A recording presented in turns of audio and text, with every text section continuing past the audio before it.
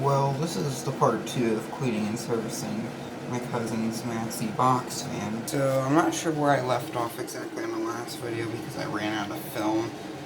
And so we're rinsing the grills in the sink.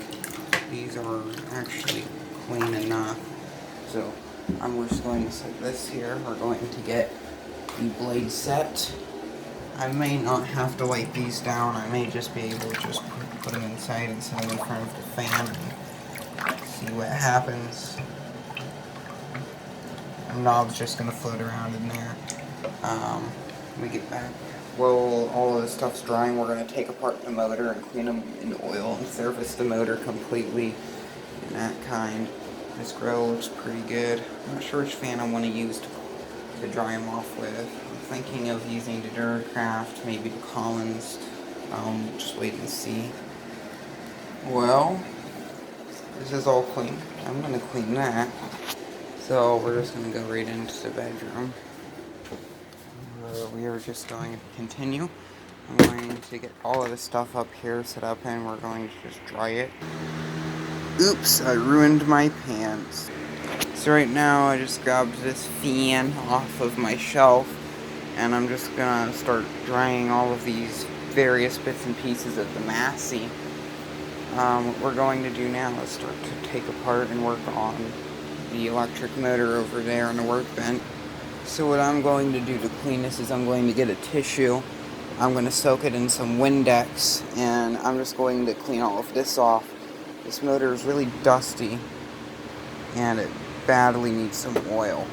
It's actually pretty bad. Unfortunately, I don't have any WD-40, so I'm just going to use some regular oil, and I'm just going to drip some oil right there on the shaft and try to let that seep in for a bit.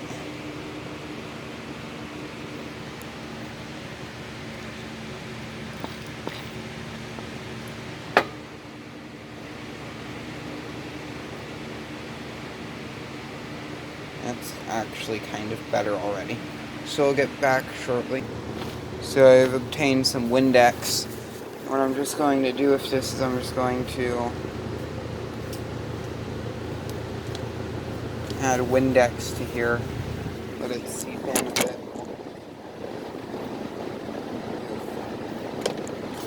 That's better.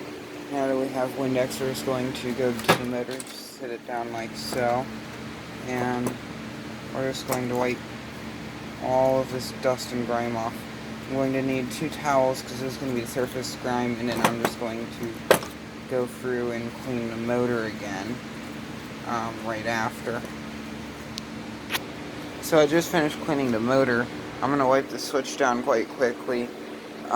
This motor looks really nice. I'm going to have to clean between there. This thing is pretty free now that there has full motor. Now that there is full oil on this motor, this thing is really, really smooth. So, I'm going to take a break for a bit because this stuff right here needs to dry. While I'm taking a break, I'm going to clean the motor a little bit more. And I'm going to redo the date on the side of the motor. And I'm going to put this Windex away. So, thank you very much. And we'll come back in a little bit. So look what we have over here. Yep, that's stripped. So I just finished stripping the wires there. And then the one black wire right over here off of the motor. So this is all good. All we have to do is wait for the fan to dry. And then we can start redoing all the electrical. And then I'll run the fan overnight tonight just to make sure that everything on it is fully working. Just for safety's sake. It's been about a half an hour later and it looks like everything has seemed to dry. I'll turn off the radio to prevent a copyright strike violation thingy.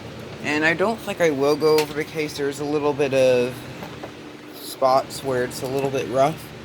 But we're just going to place the motor back in here and redo just like how it was earlier. We'll make sure everything is exact. I'm going to drop in a screw here. drop in the other screw. And I'm going to obtain a screwdriver where the closest screwdriver is.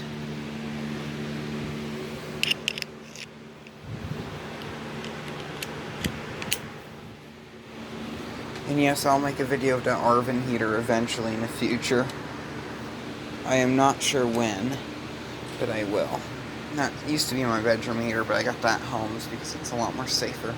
I was supposed to go to my dad's house, but never did.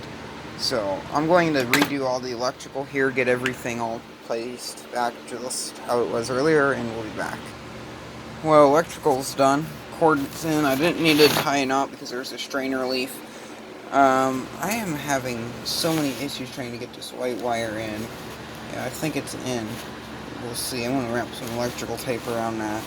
But we're going to be back by the time I'm ready to put the blade on after all of this gets buttoned up. Let's just hope that everything in this electrical section works. So I just finished doing the electrical, so we're just going to put the blade back on.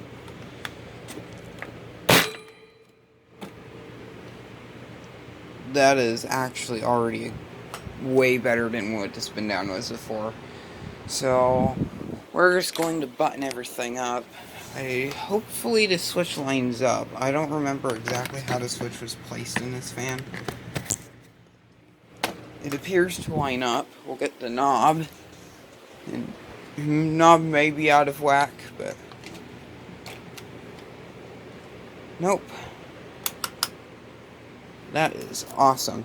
So let's get this thing screwed back together, and then we will be over. So we are finished and plugged in. I'll turn that fan down so you can actually hear this one. Let's do low speed.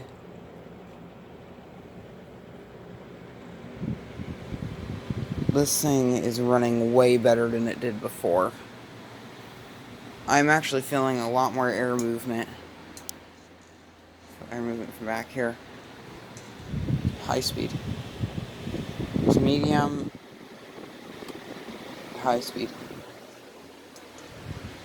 I can feel the air movement from all the way over here. These are really good little fans. Reliable, simple, and powerful. There's some like dust and stains. This one